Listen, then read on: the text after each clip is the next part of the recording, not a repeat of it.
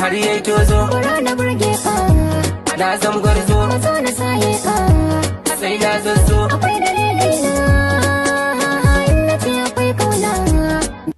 Kaɗan sarki ne sabon mawaƙin tabbas da ya bada mamaki kuma tabbas masoyan suka yi mamaki a kan shi. Mawaƙi ne wanda ake tunanin ba zai taka rawar gani ba sosai kuma mawaƙin ya zo aka manyan rawar gani a cikin fadin Najeriya. Don waye da wannan shine farkon kasancewa da kai a channel din kafin mu shiga cikin shiri ga nagadan wasu na Duniya Editing. To ina ƙara ma alƙur'an alfarma da kadan namun kalmar nan ta alamar subscribe da alamar ƙararrawa da kuma alamar like.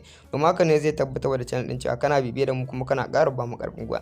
Duba da dai wannan fitaccen mawaƙi yake taka rawar gani sosai a cikin fadin Najeriya. Tabbas ya cancanci a bashi dukkan wasu award kuma ya cancanci a bashi wanda yabo na girma domin za ga wata waka da yake fita waka ce mai matukar daɗi mai ratsa zuciyar masoya. Kai dai kawai don wannan fata zaka iya min share din bidiyon zuwa dukkan wasu gurorukan ka musamman na watsa da film domin haka ne zai tabbatar da channel din cewa kana bibiye da ita kuma kana ƙara ba mu ƙarfin gwiwa. Wannan fitaccen mawaƙi wanda aka fi sani da Kawu Dan Sarki. Kawu Dan Sarki sabon mawaƙi ne wanda tabbas ya zo da sabon salo iri daban-daban a cikin waƙoƙin shi. Inda kana bibiye da waƙoƙin shi za ga mawaƙi ne wanda tabbas yake tsayawa yake tsara waƙa shi kuma yake fitar da ita domin masoyan su yi ta su ji daɗin ta. Muna fata za ku yi mana sharing din gidan zuwa dukkan wasu gurorukan ku wannan kuke da su musamman na watsa da film domin haka ne zai tabbatar da channel din cewa kuna bibiye da ita kuma kuna ƙara ba mu ƙarfin gwiwa. Muna yi muku bincike sosai akan wannan fitaccen mawaƙi wanda yake taka rawar gani sosai a cikin fadin Najeriya. Kai dai kawai don wa idan kana bibiye da mu to tabbas za ka danna mana kalmar nan ta alamar subscribe da kuma alamar ƙararrawa domin kake samun dukkan wasu fitattun ayyukan mu iri daban-daban da zarar mun sake su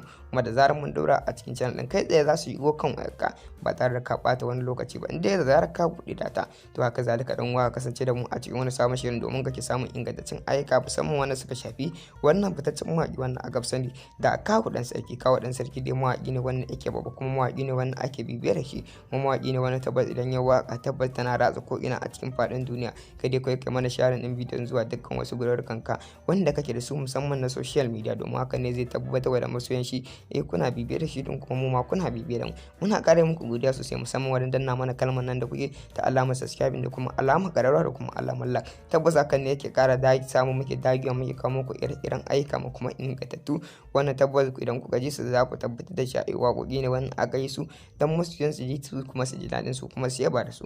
Muna ƙara muku godiya sosai wajen danna mana alamar like da alamar ƙararrawa. Ku kasance da mu a cikin wani sabon shirin kuma a cikin wannan channel ɗin tamu mai albarka mai suna Duniya Editing. Mun gode sosai da ƙara ba mu ƙarfin gwiwa da kuke a kowane lokaci wajen yi mana sharing da commenting da kuke sai mun ƙara kasancewa da ku a wani sabon bidiyon. Madalla.